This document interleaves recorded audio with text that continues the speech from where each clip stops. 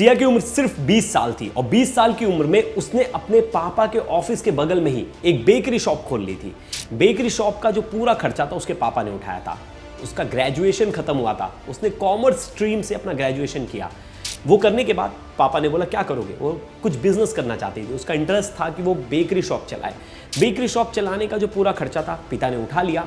अब इसके बाद वो अपना दुकान अच्छे से संभाल रही थी। साथ ही साथ उसके पड़ोस में चेतन की शॉप थी ड्राई फ्रूट्स की। दोनों का एक ही इलाका था, दोनों एक तरह से पड़ोसी थे। अब ऐसे में उसका और चेतन का मिलना जुलना स्टार्ट हो गया, क्योंकि ड्राई फ्रूट्स कहीं ना कहीं बेकरी में भी लगता और इसी के तहत दोनों की थोड़ी बहुत बातचीत शुरू हो गई।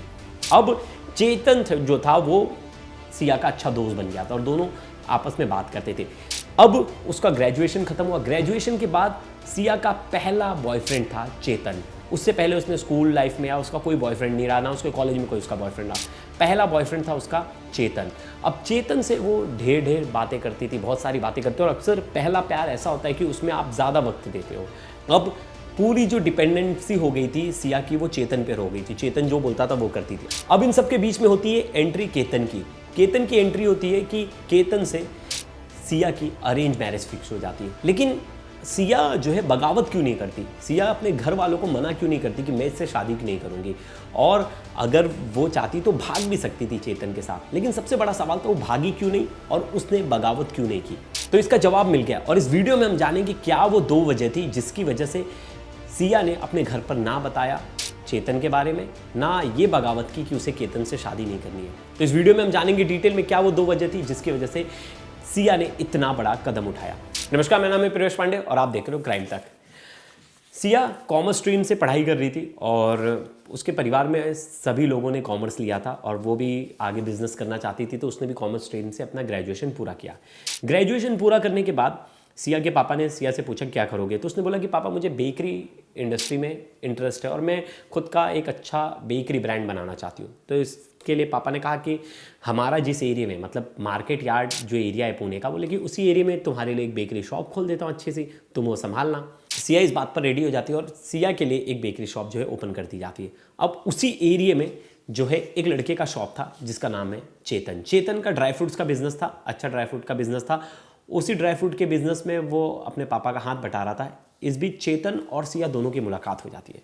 दोनों की मुलाकात होती है, दोस्ती धीरे धीरे प्यार में तब्दील हो जाती है और ग्रेजुएशन के बाद सिया को थोड़ी फ्रीडम मिलती है। तो सिया का ये पहला बॉयफ्रेंड रहता है जिससे वो घर पे तो बात कर नहीं सकती थी, कॉलेज ट्यूशन में टाइम इतना मिलता नहीं था। तो यहाँ वो अब अपने काम के साथ साथ वो अपने बॉयफ्रेंड से भी बात करती थी और किसी ने नोटिस नहीं किया कि चेतन उसका बॉयफ्रेंड है और वो घंटों घंटों पर उससे बात करती रहती थी, क्योंकि पहला प्यार था और पहला प्यार ऐसा होता है अक्सर कि लोग ज़्यादा समय उसमें दे देते थे। अब ये सब चीज़ें चल रही थी। वहीं दूसरी तरफ पुणे में एक लड़का था केतन। केतन जो है 2 साल का अपना कोर्स करने के लिए वो यूएस से चला जाता है और वहाँ वो एमएस इन एंटरप्रेन्योरशिप और एमबीए करता है, दोनों चीज़ें करता है और वो कर वो भारत लौट आता है। अब वो अपने पापा की कंपनी में डायरेक्टर बन गया है। पापा की जो कंपनी थी सक्सेस ग्रुप, उस कंपनी में डायरेक्टर बन गया। सक्सेस ग्रुप का बहुत बड़ा काम था कंस्ट्रक्शन का और नामी बिल्डर्स थे, काफ़ी बड़ा नाम था इनका पुणे में। अब ऐसे में दोनों फैमिली सेम ही कम्युनिटी से थे और ऐसे में दोनों बहुत पुराने दोस्त भी थे। तो केतन के पापा ने बोला कि अब बेटी की उम्र हो गई है 26 साल, अब वो बिजनेस भी संभाल रहा है, तो उसका ख्याल रखने के लिए किसी को उसके साथ जोड़ना चाहिए, यानी उसकी शादी करा देनी चाहिए।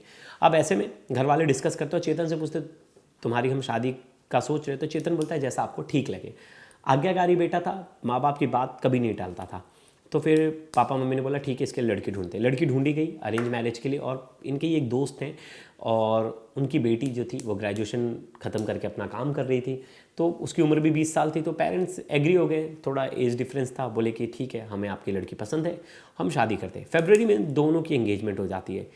लेकिन पहले से चेतन उसका बॉयफ्रेंड है और वो बहुत ज़्यादा उससे प्यार करती थी, तो वो एग्री कैसे हो गई इस एंगेजमेंट के लिए, क्योंकि जो सिया की फैमिली है वो फैमिली भी पावरफुल थी, अच्छा खासा बिजनेस था। उसी एरिया में जो था चेतन का शॉप भी था। वो सोच रहा था अगर ये बात बाहर निकल गई और अगर अभी हम दोनों रेडी नहीं है शादी करने के लिए, तो कहीं ना कहीं हमारा फ्यूचर बिगड़ सकता है, मतलब वो दोनों का ग्रोथ खराब हो सकता है। इसके लिए उन दोनों ने वहाँ चुप्पी साधी और वो कोई ना कोई बहाना ढूंढ रहे थे, कोई प्लानिंग रच रहे थे कि कैसे इस शादी वाले झंझट से बाहर निकल जाए, और बिना परिवार को वो किए और परेशान किए। लेकिन पेरेंट्स जो था वो पीछे पड़ गए थे, क्योंकि सिया के परिवार को ये सोचना चाहिए था कि 20 साल की उम्र की लड़की है, इसकी इतनी जल्दी शादी में हम क्यों कराना चाह रहे हैं। और पेरेंट्स वहाँ पीछे पड़ गए थे कि नहीं सिया अच्छा लड़का है, अच्छा लड़का है और तुम्हें शादी करनी पड़ेगी। वहीं सिया अपने पेरेंट्स को मना नहीं कर पा रही थी। वो कह रही थी देखो तुम्हारे हमारे ख़ानदान में सबकी जल्दी शादी हुई, ये कोई बहुत बड़ी एज नहीं है, 20 साल कोई छोटी एज भी नहीं है, तो तुम्हारी शादी सही है और ये लड़का सही है, ऐसा लड़का नहीं मिलेगा। सिया ने एक दो बार बोला पापा अभी मेरी एज नहीं है, लेकिन फिर भी घर वालों ने बोला अच्छा लड़का है शादी कर लो। अब ऐसे में सिया क्या करती, सिया घर वालों से ज़्यादा बगावत कर नहीं पाई, वो बोल नहीं पाई कि पापा मुझे शादी नहीं करनी है, क्योंकि उसने सोचा अगर मैं मना कर दूंगी तो पापा मेरे जो बिज़नेस में मुझे हेल्प कर रहे हैं वो नहीं करेंगे, वो बोलेंगे तुम्हें जो खुद से करना है करो। और वो चाह रही थी कि अपना खुद का ब्रांड बनाने। अब ऐसे में चेतन से भी पूछती है कि चेतन भी बोलता है कि यार भागना हमारे लिए ना समझी होगी, अगर हम भाग जाएंगे तो कहीं ना कहीं हम अपने लिए कुछ कर नहीं पाएंगे और फैमिली हमारा सपोर्ट जो है रोक देगी, क्योंकि इस सोसाइटी में कहीं ना कहीं मेरे पापा की भी इज्जत है, वो बार बार सब लोग उन्हें ताने देंगे कि आपका बेटा लड़की लेकर भाग गया और मार्केट वैल्यू हमारी ख़राब हो जाएगी। ये दोनों ये प्लान करके बैठे और बोले कि कुछ तरीका ढूंढ लेंगे जिससे हम इस शादी से बच जाए। ये बोलते ठीक है। जैसे जैसे दिन बीतता जा रहा था और इनके दिमाग में कुछ चीज़ें आ नहीं रही थी कि कैसे हम इस शादी से बचें। अब यहाँ जो है जो सिया है वो फैसला करती है कि अब शादी की डेट नज़दीक आ रही, नवंबर में शादी है, उससे पहले हमें एक एक्सीडेंटल डेथ की प्लानिंग करनी है कि ऐसा लगे कि ये जो पूरी हत्या है वो एक्सीडेंट से हुई है। तो ऐसे में ये दोनों प्लान करती कैसे हो सकता है, तो बहुत सारी चीज़ें वो खबरें पढ़ती है, न्यूज़ देखती है। उसने सोनम रघुवंशी का भी केस देखा था, सब देखा था, तो उसने बोला था कि सोनम रघुवंशी के केस में अगर वो उसे पीछे से चाकू नहीं मारते या उसे तलवार नहीं मारते और सिर्फ धक्का दे देते तो लोगों को पता लगाना कि क्या सच में वो फिसल के गिरा था या उसे किसी ने धक्का मारा था, ये मुश्किल हो जाता है। क्योंकि सोनम के ऊपर जो है राजा रघुवंशी के घर वाले बहुत भरोसा करते थे शुरुआत में, वो तो बोल रहे थे कि दोनों बच्चे मिल जाए। तो इसने बोला अगर ले जाकर धक्का मार दें तो उस पोस्टमार्टम रिपोर्ट में कुछ आएगा ही नहीं। फिर वो अपने बॉयफ्रेंड के साथ बैठ कर प्लानिंग करती चेतन के साथ कि हम इसे पहाड़ पर लेकर जाएंगे और ये ट्रैक का बहुत शौकीन है, ट्रैकिंग करता है, हम इससे वहाँ से धक्का मार देंगे, ऐसा भी नहीं लगेगा कि ट्रैकिंग पर मैं उसे लेके गई थी, ट्रैकिंग का शौकीन तो वो खुद था। तो हम दोनों साथ गए और वहाँ से वो फिसल कर गिर गया। इन्होंने प्लानिंग सब कुछ कर ली, बाकायदा इसने सोशल मीडिया पर इस तरह से अपना प्रोफाइल मेंटेन किया कि जैसे उसकी होने वाली पत्नी है तो उसकी फ़ोटोज़ वगैरह सब कुछ, वीडियोस सब कुछ डाल रखा था, जहाँ ये जाते थे वहाँ की फ़ोटोज़, कि घर वालों को किसी को शक ना हो। अब ऐसे में जो है ये प्लान करता है केतन की चलो हम प्री वेडिंग के लिए बाली जाएंगे। अब ये बोलती है बाली नहीं जाना है और वो भी उसका बॉयफ्रेंड भी मना कर देता है कि तुम इसके साथ बाली मत जाओ। तो ये क्या करती है कि एक ही बैग में सब पासपोर्ट्स रखे होते हैं, वो बैग इसके पास होता है, उसमें से जाती है वॉशरूम में और पासपोर्ट फाड़ती है केतन का और उस पासपोर्ट को वो वॉशरूम में फ्लश कर देती है और बाहर आती है। जब इन लोग चेकिंग पर जाते हैं तो उसका पासपोर्ट ही नहीं मिलता केतन का। अब सब लोग हैरान हो जाते हैं कि सबके पासपोर्ट है, सिर्फ इन्हीं के पास, सिर्फ केतन का पासपोर्ट नहीं। अब उसके बगैर तो जा नहीं सकते, एयरपोर्ट से वापस रिटर्न आ जाते हैं। घर वाले को थोड़ा शक होता है कि अकेला इसका पासपोर्ट कैसे गायब हो, लेकिन घर वाले उतना ध्यान नहीं देते, सोचते हैं किसी ने निकाल लिया होगा। लेकिन निकाल लेता तो उसमें से पैसे भी निकालता, लेकिन पैसे वगैरह कुछ नहीं, सिर्फ पासपोर्ट निकाला।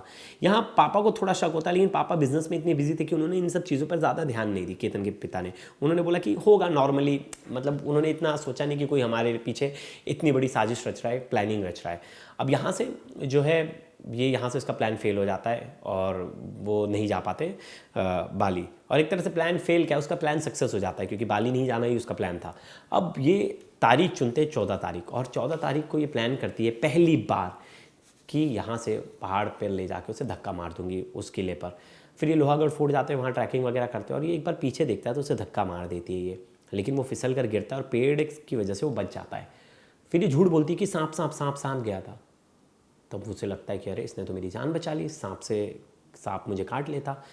अब वो उस पर और भरोसा करने लगता है केतन, और ये लोग वापस लौट कर आ जाते हैं। फिर बीच में वो केतन के घर जाती है, डिनर करती है। फिर केतन को पता होता है कि अब मेरी होने वाली पत्नी का बर्थडे आ रहा है 19 तारीख को, तो उसके बर्थडे को कुछ ग्रैंड करेंगे। और बाकायदा देखिए उसका बर्थडे काउंट शुरू कर देता है, मतलब हर दिन एक नया सरप्राइज। उसके बर्थडे से पहले वो सेलिब्रेशन के लिए पूरी प्लानिंग करता है और बोलता है कि महाबलेश्वर का जो सबसे अच्छा रिसोर्ट है वहाँ 40 रूम बुक करता है और बोलता है कि पूरा परिवार वहाँ आएगा, सब लोग आएंगे और वहाँ ग्रैंड पार्टी होगी। पूरी ग्रैंड पार्टी के लिए सब कुछ वहाँ जो है पति होने वाले पति ने रेडी कर दिया है। और यहाँ ये अपने बॉयफ्रेंड से प्लान कर रही है कि इसे कैसे मारे। तो बोलती है कि बर्थडे से पहले तुम इसे लेकर जाओ घूमने को वही सेम ट्रैकिंग वाली जगह पे, इस बार तुम बताना तुम धक्का नहीं मार पाओगी तो मैं मारूंगी। तो बोलती हाँ मैं इसे धक्का नहीं मार पाऊंगी क्योंकि ये मुझे हमेशा देखता रहता है, तो ऐसे में तुम आकर धक्का मार देना। यहाँ से दोनों प्लानिंग रचते हों और फिर 18 तारीख की सुबह जो है ये फिर से उसे कन्विंस करती कि चल लो प्लीज़ ट्रैकिंग पर, हमने एक बार ट्रैकिंग पर जाते हैं। एक टाइम को जो केतन के पिता उन्हें शक होता है कि बार बार क्यों जाना है, वो मना भी कर देते, लेकिन वही है, बीबी कह रही है तो नया नया प्यार है तो आदमी मान जाता है। और वैसे में केतन भी मान गया, बोला कि ठीक है उसकी खुशी के लिए कुछ भी, और वो दोनों ट्रैकिंग पर चले जाते हैं। वहाँ ट्रैकिंग पर जाते हैं, सुबह सुबह मॉर्निंग में निकलते, 1 घंटे 1.5 घंटे की ट्रैकिंग करते, ऊपर पहुँच जाते और वहाँ से जो है जो सिया है वो अपने बॉयफ्रेंड को फ़ोन करके बुलाती है और बॉयफ्रेंड जो है वो छुप के वहाँ आ जाता है, हुडी वगैरह पहन के, चश्मा लगा के, कैप पहन के, कि कोई उसे पहचान ना सके, और इनके आसपास ही घूमता रहता है। ये एक पॉइंट पर लेकर जाती है, इस पॉइंट पर, और इस पॉइंट पर उसे खड़ा रखती है और यहाँ से उसे धक्का मार देती है। धक्का सिया नहीं मारती, धक्का चेतन मारता है, लेकिन सिया उसे बोलती है कि अब धक्का मार दो, क्योंकि उसे उस पॉइंट पर लेकर जाती, फ़ोटो करती है और उसे इशारा करती है हाथ से, ऐसा करती है कि धक्का मार दो, तो धक्का मार देता है। अब धक्का मारते नीचे गिर जाती है, तब तक चेतन भाग जाता है। चेतन भाग जाता है, उसके भागने के 15-20 मिनट बाद जो है सिया फ़ोन करती है और बताती है कि मेरा पति नीचे गिर गया है, और पुलिस को फ़ोन करते हैं, वहाँ की टीम आती है, रेस्क्यू टीम आती है, और 3-4 घंटे ढूंढती है और उसकी डेड बॉडी को निकाल ली जाती है। डेड बॉडी को निकालती है तो डेड बॉडी के साथ सिया भी जाती है, तो सिया के चेहरे पर कोई एक्सप्रेशन नहीं था ज़्यादा रोने का, या वो बहुत ज़्यादा शौक है, नॉर्मली जा रही थी। पिता ने ये चीज़ नोटिस की, लेकिन पिता अपने बेटे की डेड बॉडी देखे इतने ज़्यादा दुख दर्द में थे कि उन्हें वो चीज़ें ज़्यादा नज़र नहीं आई, और उसने एक कहानी बता दी कि एक्सीडेंटल डेथ है, वो फिसल कर गिर के फ़ोटो ले रहे थे। हर किसी ने मान लिया कि एक्सीडेंटल डेथ है, और किसी ने सिया पर शक नहीं किया। अब 18 से 19, 20, 30, 21 तारीख हो जाती है, और 21 तारीख को सिया जो है वो इसके घर पर आती है। उससे पहले ही एक सोशल मीडिया पर पोस्ट करती कि तुम्हें मेरे बर्थडे के दिन मुझे छोड़कर नहीं जाना था। ये वो सोशल मीडिया पोस्ट है। अब कोई भी सोचेगा कि यार बहुत ज़्यादा प्यार करती थी, बहुत ज़्यादा दुख है, और घर वाले सोच रहे थे उस बेचारी पे कितना दुख का पहाड़ गिर पड़ा है कि वो अपने होने वाले पति के सदमे में अब बहुत ज़्यादा दुखी है, और हर कोई सोच रहा था कि उस बच्ची पे क्या बीत रही है, लेकिन किसी को पता नहीं कि बच्ची की तो पूरी प्लानिंग है। अब यहाँ से जो है वो उसके घर पर जाती है और सबसे बात करती है। वो जो है केतन की बहन से भी बात करती है। केतन की बहन उससे पूछती है, बहन क्या क्या हुआ था बताना। वो जैसी जैसी स्टोरी बता रही थी, हर एक स्टोरी में वो एक स्टॉप लेना, उसका एक्सप्रेशन चेंज होना, और जिस तरह से वो बता रही थी ऐसा लग रहा था वो स्टोरी नरेटिंग कर रही है, और वो बड़े होश व हवास में, उसे दुख नहीं है ज़्यादा, और एक्टिवली बता रही है। तो कहीं ना कहीं यहाँ से उसके हाव भाव देख के शक हुआ, और सिया ने तुरंत जो है सिया बोल रहा हूँ मैं, केतन की बहन ने तुरंत अपने पिता को बताया कि पापा उसकी बातों में कुछ गड़बड़ी है। अब केतन के पापा को भी शक था, बहुत सारे ऐसे इंसिडेंट हो गए थे, तो केतन के पिता ने जाकर तुरंत जो है पुलिस में रिपोर्ट दर्ज कराई और एसपी को सब कुछ बताया। एसपी ने वापस से जांच के आदेश दे दिए। फिर अब एसपी ने जांच के आदेश दिए तो पुलिस ने वापस से इंक्वायरी शुरू कर दी। अब पुलिस ने वहाँ के सीसीटीवी फुटेज खंगाले, तो एक सीसीटीवी फुटेज में एक शख्स दिखा। ये जो शख्स था, अब ये जो बंदा था, ये इतनी गर्मी में 40 डिग्री सेल्सियस में ये क्या पहन के आया है, हुडी। तो पुलिस को शक हुआ ये बंदा कौन है, इसके बारे में इन्फॉर्मेशन निकालने लगे। कॉल रिकॉर्डिंग्स निकाले गए तो पता चला कि 1 साल में सिया जो एक लड़के से बात करती है, चेतन, उससे से कम 30 घंटे बात की है। अब ये सुनकर पुलिस और हैरान। पुलिस उसकी डिटेल निकालती है तो देखती है वो जो चेतन है उसकी लोकेशन तो पुणे दिखा रही है अपने ऑफिस में, और जिस दिन वो गिरा उस दिन भी अपने ऑफिस में दिखा रही है। तो यहाँ से पुलिस को थोड़ा शक होता है। पुलिस जाती है, उससे पूछती भी है, तो वो बोलता है कि सर मैं तो यहीं था, मैं वहाँ गया नहीं, आप मेरा वो देख लीजिए, मोबाइल लोकेशन देख लीजिए। अब पुलिस एक चीज़ नोटिस करती है कि इसके मोबाइल का इंटरनेट उस पूरे दिन बंद था। अब उस पूरे दिन जब इसका इंटरनेट बंद था तो पुलिस ने उससे पूछताछ की, लेकिन वो उस वक्त वहाँ से अपने ऑफिस से घर चला गया था। वहाँ उसका एक स्टाफ मिला और बोला इसने इंटरनेट क्यों बंद किया था। बोला अरे सर वो ना अपना फ़ोन मेरे पास छोड़ के गए थे, मेरा फ़ोन लेकर गए थे। यहाँ से उसकी पोल खुल गई। अब जो पुलिस ने बोला अच्छा तेरा नंबर बता, जो उनके यहाँ काम करने वाला एम्प्लॉय था उसने अपना नंबर बताया। उस नंबर का लोकेशन चेक किया गया उस दिन, तो पता चला वो लोकेशन उसी लोहागढ़ फोर्ट पर थी, और उस वक्त वो वहीं था, और उस नंबर से वो सिया से बात कर रहा था। यहाँ से पुलिस को पूरा क्लू मिल गया था कि इसके पीछे बहुत बड़ी गड़बड़ी है, और ये लड़का चेतन जो है बहुत सारी चीज़ें छुपा रहा है। पुलिस तुरंत चेतन को हिरासत में लेती है, अच्छे से पूछताछ करती है। रात में वो टूट जाता है रात में और सब सच बता देता है। बताता है कि सिया के कहने पर हम दोनों ने प्लानिंग की और हमने केतन को मौत के घाट उतार दिया। सब कुछ बता देता है। सुबह 6 बजे जो है पुलिस सिया के घर पहुंचती है और सिया को अरेस्ट कर लेती है, क्योंकि रात में लड़की को अरेस्ट नहीं करना है, इस वजह से पुलिस जो है रात में सिया के घर नहीं पहुंचती और सुबह जाकर 6 बजे उसे अरेस्ट करती है। सिया घर वालों को बोलती है मैं कुछ नहीं की। घर वालों को कुछ पता भी नहीं क्या हुआ है, और पुलिस उसे लेकर जाती है और पुलिस स्टेशन में अपना सब जो है सच बता देती है और गुनाह कबूल कर लेती है। जिसके बाद पुलिस अब जो है जांच कर रही है और डिटेल्स जुटाने में लग गई है, क्योंकि इसमें अब बहुत ज़्यादा क्रूशियल होगा एविडेंस। क्योंकि सोनम रघुवंशी केस में देखा पुलिस ने कितनी बड़ी गलती की, जिसकी वजह से वो बेल पर बाहर है और आराम से वो बेल पर बाहर घूम रही है, वहीं उसका बॉयफ्रेंड जो है वो जेल में है। तो ऐसी गलती इस केस में ना हो, इसलिए पुलिस हर वो पहलू पर जांच करी, हर वो एविडेंस इकट्ठा करी कि इसे आगे बेल ना मिले इजीली। अब इन सब चीज़ों के बीच जो है सिया के जो घर वाले हैं, बताया जा रहा है कि उनके पिता की तबीयत ख़राब हो गई है और वो हॉस्पिटल में एडमिट है, और उनके घर वालों की तरफ से कोई बयान अभी तक नहीं सामने आया। वहीं केतन के घर से सबका बयान सामने आ गया, केतन की मम्मी का, केतन के पिता का। एक बार केतन की मम्मी और केतन के पिता का हम बयान भी सुनेंगे जाते जाते। और वहीं दूसरी तरफ सिया के घर वालों का अभी तक बयान नहीं आया, वहीं ना चेतन के घर वालों का बयान आया है। अब समाज के लोग और बाकी लोग जो है तरह तरह की बातें कर रहे हैं, ये भी सवाल कर रहे हैं कि बच्चों को इतनी जल्दी शादी कराने की क्या ज़रूरत थी, क्यों घर वालों ने क्या पूछा था इनसे, इनके मर्ज़ी के बारे में क्या सिया से पूछा गया था कि सिया के लाइफ में कोई और है, या सिया की ज़बरदस्ती शादी कराई जा रही थी। ऐसे तमाम सवाल हैं जो लोग कर रहे हैं, हमारे व्यूअर्स भी कर रहे हैं, और आने वाले समय में हमें इसकी जानकारी मिलेगी जब पुलिस धीरे धीरे इसमें इन्वेस्टिगेशन करेगी और बहुत सारे पहलुओं को सामने लाएगी। तब तक आप जाते जाते पिता की और मम्मी की एक बार वो बाइट सुनते जाइए कि क्या कुछ कहा उन दोनों ने। उनकी फरवरी में मंगनी हुई थी, उसके बाद से कुछ ना कुछ चल ही रहा था। तो वो बार बार कभी उनका बाली कैंसिल होता था, पासपोर्ट चोरी हो जाता था, कभी कुछ। कई बार वो पहले 31 मई को लोहगढ़ फोर्ट गए घूमने के लिए। उसके बाद इमीडिएटली उसने बोला कि हमको 5 को भी जाना है, 5 जून को भी जाना है। तो 5 जून के लिए हमने इनकार कर दिया कि जब 31 को जाके आए तो रोज रोज वहां क्या काम है। लेकिन उसने बहुत जिद की कि नहीं मेरे को जाना है, मेरे को जाना है। लेकिन फिर किसी वजह से वो जा नहीं पाए। फिर वो लोग जा रहे थे 6 तारीख को शाम को बाली। जाते समय 4 लोग एक साथ जा रहे थे, सिर्फ केतन का ही पासपोर्ट चोरी हो गया, जिसकी वजह से वो जा नहीं पाए। एयरपोर्ट से वो रिटर्न आ गए।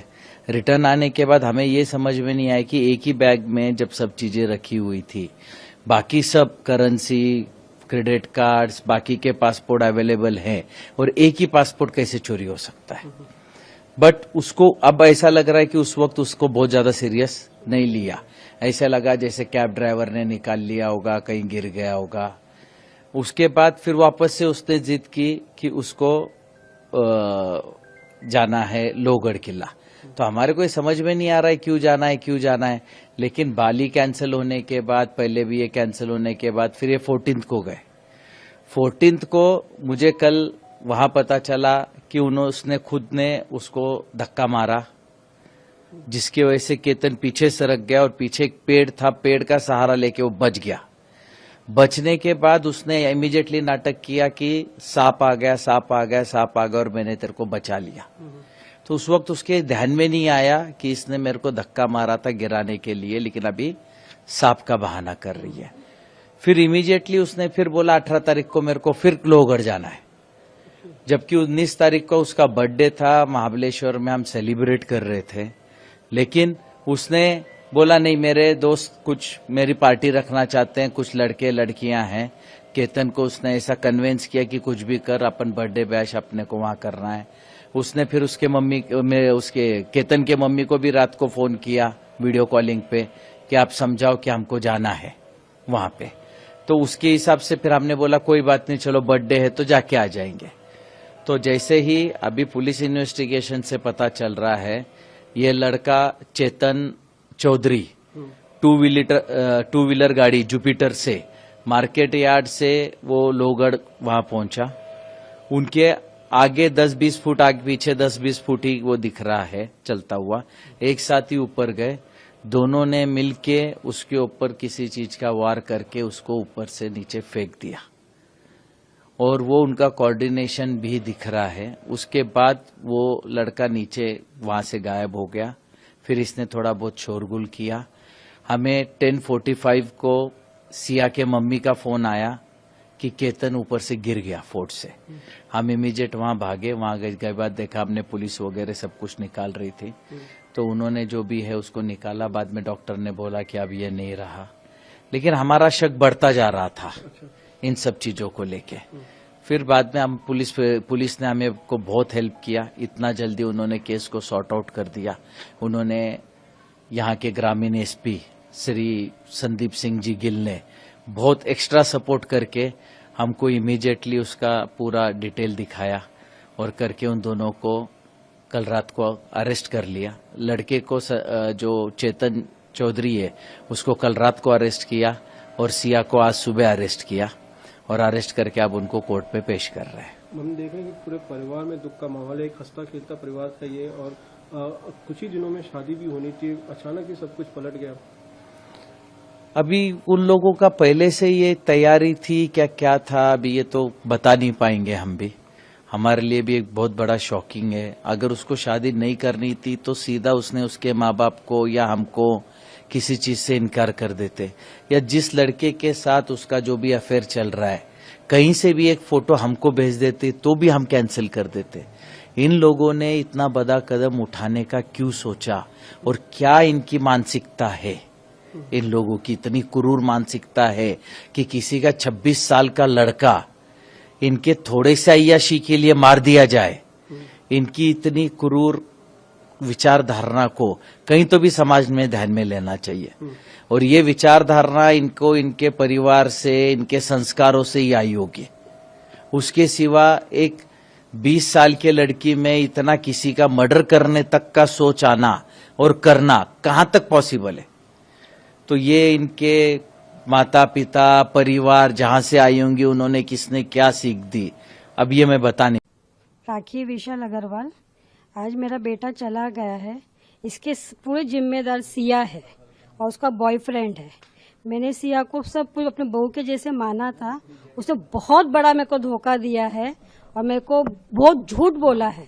देखा जाए तो अभी बहुत सारी चीजें बातें आ रही है, बहुत झूठ बोला है उसने मेरे साथ। जब घर में वो आती थी तो कभी आप लोग लगता था कि ये घर में तो आई होगी कहीं? हाँ, आई है ना। कैसे रहती थी आप लोग के साथ? 2-3 बार आई है। एक बार तो पूजा पे आई हुई है, तो वो पूजा के हिसाब से आई थी तो अच्छे से रही हमारे साथ, और एक बार बर्थडे पे भी आई थी। 2-3 बार हमारे डिनर पे भी आई और तभी भी अच्छे से रही। हम लोग डिनर पे मिले भी, मैंने उसको फ्रेंकली बोल दिया था कि मेरे घर में ड्रिंक नहीं चलता है, मेरे घर में कोई, मेरे पार्टियाज भी तेको भेजूंगी नहीं, तो भी वो ड्रिंक करने की ये हमसे छुपाई गई है। उसके माँ ने बाप ने हमसे ये बात छुपाई गई है, और मेन जिम्मेदार तो इस पर पूजा मित्तल बहुत ज्यादा इन्वॉल्व है। पूजा गोयल ने, मैं जिस दिन हुआ था, पूजा गोयल का मेरे पास कॉल आया था कि आपके बेटे को क्यों भेजते हो? मैंने नहीं भेजा है, सिया ने लेके गई है मेरे बेटे को वहां पर खींच के, मैंने नहीं भेजा है।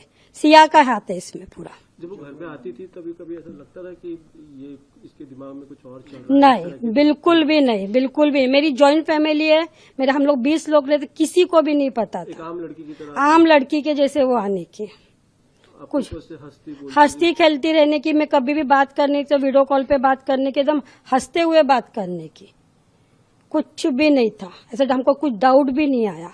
मैं बहुत बार उससे मिली, हमें बहुत बार शॉपिंग भी गए, हम लोग बहुत बार डिनर पे भी गए, कहीं नहीं हमको डाउट आया कि सिया ऐसी लड़की है। आप क्या कहेंगे? सर ने भी कहा कि समाज में ऐसे लोगों का होना काफी घातक है। नहीं, उसको मौत की सजा चाहिए, उसको, उसके भाई को भी, उसके बॉयफ्रेंड के भी, उसके माँ को भी, उसके बाप को भी, और उसकी बुआ को भी। उसकी बुआ को तो पहले चाहिए, बुआ तो बहुत ज्यादा है, बुआ फूफा दोनों को चाहिए। जब से ये हुआ है आपके घर में, हम देख रहे हैं सभी के हाँ, हालत सभी की सब हाँ, खराब है। बहुत ज्यादा है, बहुत ज्यादा। हम लोग तो आंसू नहीं रुक रहे हमारे। हम लोग 4 दिन से घर में सोए नहीं है, कोई घर के एक भी इंसान सोया नहीं है। हम लोग घर में 20 मेंबर्स है। अच्छा, जब ये घटना हुई पहले दिन, हाँ, तभी आपको कुछ लगा था कि ये कुछ अलग हो? मेन तो हमको सिया के शूज नहीं मिले, तब उस पर मेरे को डाउट थोड़ा हुआ। और जब मैंने सिया के मोबाइल मेरे को मिला जाते बरोबर, उस पर थोड़ा डाउट हुआ। और जब मैंने केतन का फेस देखा तब उस पर मेरे को थोड़ा डाउट हुआ। जब मैंने ये 3 चीज तो मैं खुद बोलूँ।